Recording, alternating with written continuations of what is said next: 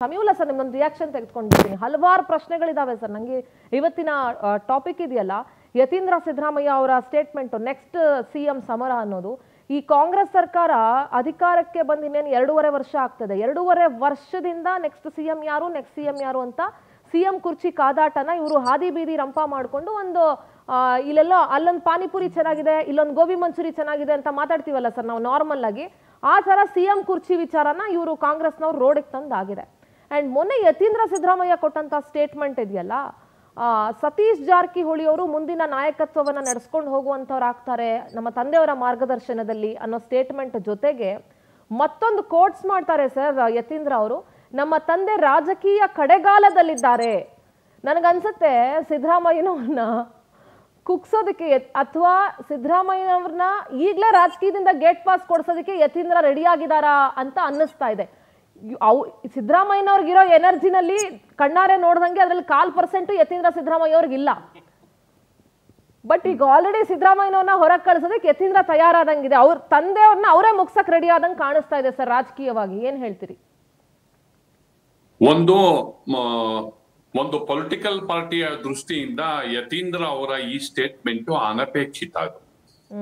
ಅದು ಒಬ್ಬ ಶಾಸಕನಾಗಿಯೋ ವಿಧಾನ ಪರಿಷತ್ ಸದಸ್ಯನಾಗಿಯೋ ಕಾಂಗ್ರೆಸ್ ನಾಯಕನಾಗಿಯೋ ಸ್ಟೇಟ್ಮೆಂಟ್ ಅನ್ನು ಮಾಡಿದ್ರೆ ಏನೋ ಪರವಾಗಿಲ್ಲ ಅಂತ ಒಂದು ನೋಟಿಸ್ ಕೊಟ್ಬಿಟ್ಟು ಸುಮ್ಮನಿರ್ಬೋದಿತ್ತು, ಬೇರೆಯವರಿಗೆಲ್ಲ ಕೊಟ್ಬಿಟ್ಟು ಸುಮ್ಮನಾಗ್ತಿರಲ್ಲ ಆ ಟೈಪು. ಆದ್ರೆ ಇವರು ಮುಖ್ಯಮಂತ್ರಿಯ ಪುತ್ರ ಇನ್ನೊಬ್ಬ ಸಚಿವರ ಸಾರಥ್ಯದಲ್ಲಿ ನಡೆದ ಕಾರ್ಯಕ್ರಮದಲ್ಲಿ ಯಾವ ಸಿಗ್ನಲ್ ಅನ್ನ ಕೊಟ್ರು? This is most important. ಒಂದು, ಅವರ ತಂದೆಯ ರಾಜಕೀಯ ನಿರ್ಗಮನದ ಸುಳಿವು, ಮತ್ತು ಆ ರಾಜಕೀಯ ನಿರ್ಗಮನ ಯಾವಾಗ, ತಕ್ಷಣ ಅಧಿಕಾರ ಹಸ್ತಾಂತರ, ಅದು ರಾಜಕೀಯ ನಿರ್ಗಮನವೋ ಅಥವಾ ಇನ್ನು ಉಳಿದ ಅವಧಿಯಲ್ಲಿ ಕಂಟಿನ್ಯೂಸ್ ಆಗಿ ಸಿಎಂ ಆಗಿ ಸಹಜವಾಗಿ ವಿಧಾನಸಭೆ ಚುನಾವಣೆಯ ಬಳಿಕ ರಾಜಕೀಯ ನಿರ್ಗಮನವೋ, ಅದರ ಕ್ಲಾರಿಫಿಕೇಶನ್ ಅನ್ನ ಅವ್ರು ಕೊಡ್ಬೇಕಾಗಿ ಬರುತ್ತೆ. ಸ್ಟೇಟ್ಮೆಂಟ್ ಮಾಡಿದ್ದಾರೆ, ಅವ್ರ ಹೊಣೆ ಅದಕ್ಕೆ. ಮತ್ತು ಅನಪೇಕ್ಷಿತವಾದಂತಹ ಸ್ಟೇಟ್ಮೆಂಟ್. ಬಿಹಾರ್ ಚುನಾವಣೆ ನಡೆದಿದೆ, ವರಿಷ್ಠರು ವಾರ್ನಿಂಗ್ ಮಾಡಿದ್ದಾರೆ, ಮತ್ತು ಡಿ.ಕೆ. ಶಿವಕುಮಾರ್ ಪಕ್ಷದ ನಾಯಕರಾಗಿ ನೋಟಿಸ್ಗಳನ್ನು ಇಶ್ಯೂ ಮಾಡಿದ್ದಾರೆ. ಇವೆಲ್ಲವೂ ಗೊತ್ತು. ಈ ಗೊತ್ತಿದ್ದು ಕೂಡ ಈ ಸ್ಟೇಟ್ಮೆಂಟ್ ಅನ್ನ ಯತೀಂದ್ರ ಅವರು ಯಾಕೆ ಮಾಡಿದ್ರು? ಹೀಗಾಗಿ ರಾಜಕೀಯ ಸಂಧ್ಯಾಕಾಲ ಅಂದ್ರೆ ಅವ್ರ ಪ್ರಕಾರ ಯಾವುದು? ಅಧಿಕಾರ ಹಸ್ತಾಂತರವೇ ರಾಜಕೀಯ ಸಂಧ್ಯಾಕಾಲವೋ, ಅಥವಾ ಇದಾದ ನಂತರ ಸಹಜವಾಗಿ 5 ವರ್ಷ ಮುಗಿದ ನಂತರ ಅದು ಅವರ ಪೊಲಿಟಿಕಲ್ ರಿಟೈರ್ಮೆಂಟ್? ಅದನ್ನ ಯತೀಂದ್ರ ಅವ್ರು ಹೇಳ್ಬೇಕಾಗತ್ತೆ. ಅವ್ರು ಯಾರಿಗೆ ಹೇಳ್ಕೊತಾರೋ ಹೇಳ್ಕೊಳ್ಳಿ. ನಂಬರ್ 1. ನಂಬರ್ 2, ಒಂದು ಸಂಧ್ಯಾಕಾಲದ ಸುಳಿವು, ರಾಜಕೀಯ ಸಂಧ್ಯಾಕಾಲದ ಸುಳಿವು. ಎರಡನೇದು, ಮುಂದಿನ ಸಿಎಂ ಜಾರಕಿಹೊಳಿ.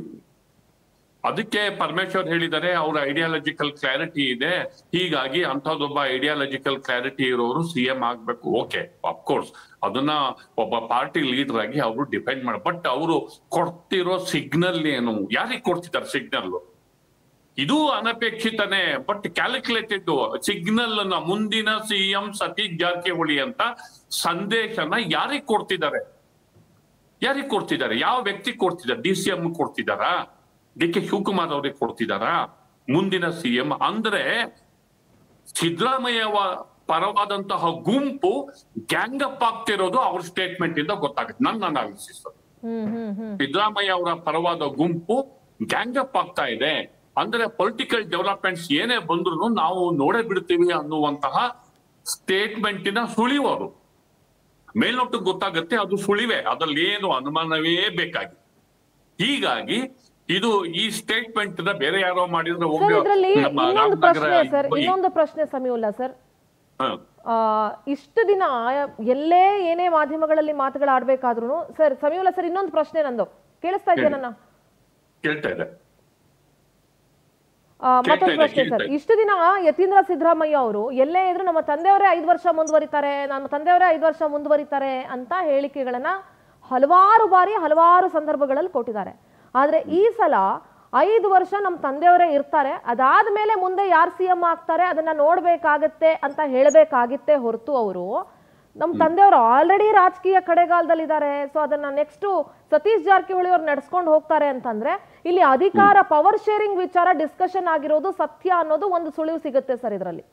ಈಗ ಇನ್ನೊಂದು ಸುಳಿವು ಕೊಡ್ತಿದ್ದಾರೆ ಅವರು. ಈಗ ಶಿವಕುಮಾರ್ ಅವರ ಬಿಗ್ಗೆಸ್ಟ್ ಪ್ಲಸ್ ಪಾಯಿಂಟ್ ಪಕ್ಷದ ನಿಷ್ಠೆ. ಶಿವಕುಮಾರ್ ಅವರ ಬಿಗ್ಗೆಸ್ಟ್ ಪ್ಲಸ್ ಪಾಯಿಂಟ್ ಪಕ್ಷಕ್ಕೋಸ್ಕರ ವೈಯಕ್ತಿಕ ಬದುಕನ್ನೇ ಅವರು ಬಲಿದಾನ ಮಾಡುವ ಮಟ್ಟಕ್ಕೆ ಆ ಪಕ್ಷದ ಪರವಾಗಿ ಇದ್ದಾರೆ. ಮತ್ತು ಯಾವ ಸಂದರ್ಭದಲ್ಲಿ ಪಕ್ಷ ಕಟ್ಟಿದ್ದಾರೆ, ಹೇಗೆ ಸೆಟ್ಟೆದು ನಿಂತಿದ್ದಾರೆ, ಮತ್ತು ಹೇಗೆ ಪಕ್ಷದ ಶಿಸ್ತಿನ ಕಟ್ಟಾಳು ಅನ್ನೋದು ಎಲ್ರಿಗೂ ಕೂಡ ಗೊತ್ತಿರೋದು. ಅಂತಹ ವ್ಯಕ್ತಿಯ ಬಗ್ಗೆ ಇವರು ಮುಖ್ಯಮಂತ್ರಿ ಮಗ ಎನ್ನುವ ಒಂದೇ ಒಂದು ಆ ಒಂದು ಸ್ಟೇಟಸ್ ಕಾರಣಕ್ಕೆ ಈ ಸ್ಟೇಟ್ಮೆಂಟ್ ಅನ್ನ ಎಷ್ಟು ಮಟ್ಟಿಗೆ ಮಾತಾಡಬಹುದು ಅನ್ನೋದು ಕೂಡ ಇದೀಗ ಚರ್ಚಿತವಾದಂತಹ ವಿಚಾರ. ಈಗ ಇನ್ನೊಂದು ಸರ್, ಮುಖ್ಯಮಂತ್ರಿ ಮಗ ಇಸ್ ಸೆಕೆಂಡರಿ ಸರ್. ಫಸ್ಟ್ ಪಾರ್ಟಿಲಿ ಇದ್ಮೇಲೆ ಈಸ್ ಎನ್ MLC. ಇಲ್ಲ, ಸಿಂಧೂರಾವ್ ಅವರೇ, ಬರೀ MLC ಆಗಿದ್ರೆ ಈ ಮಾತಿಗೆ ಜಾಸ್ತಿ ತೂಕ ಬರ್ತಿರ್ಲಿಲ್ಲ. ಅವರು ಮುಖ್ಯಮಂತ್ರಿ ಮಗ ಆಗಿರೋ ಹೊತ್ತಿಗೆ ಇನ್ನೊಂದು ಮೇಜರ್ ಏನ್ ಗೊತ್ತಾ, ಇಡೀ ಈ ಚರ್ಚೆಯ ಮೇಜರ್ ಸಂದೇಶ ಅವ್ರು ರವಾನೆ ಮಾಡ್ತಿರೋದು, ಆಯ್ತು 2028 ತನಕ CM ಕಂಟಿನ್ಯೂ ಆದ್ರು ಅಂತ ತಿಳ್ಕೊಂಡು, ಆ 28ರ ರೇಸಿನ ಬಳಿಕವೂ ಜಾರಕಿಹೊಳಿ ಅಂತ ಹೇಳ್ತಿದ್ದಾರೆ, ಅದಾದ ನಂತರವೂ ಶಿವಕುಮಾರ್ ಇಲ್ಲ ಅಂತ. 28 ತನಕ ಆಯ್ತು, ಅಧಿಕಾರ ಹಸ್ತಾಂತರ ಇಲ್ಲ, ನೆಕ್ಸ್ಟ್ ಸಿದ್ದರಾಮಯ್ಯ ಅವರು ರಿಟೈರ್ಡ್ ಆಗ್ತಾರೆ, DK ಶಿವಕುಮಾರ್ ಅವರು ಲೀಡರ್, ಸಹಜವಾಗಿ ಮುಖ್ಯಮಂತ್ರಿ ಸ್ಥಾನಕ್ಕೆ ಅವ್ರು ನ್ಯಾಚುರಲ್ ಆಗಿ ಬರ್ತಾರೆ, ಆ ಅವಕಾಶನೂ ಬಿಡಲ್ಲ. DK ಶಿವಕುಮಾರ್ ಒಂಟಿ ಆಗ್ಬಿಟ್ರ ಅನ್ನೋ ಪ್ರಶ್ನೆ ಕಾಡುತ್ತೆ ಸರ್.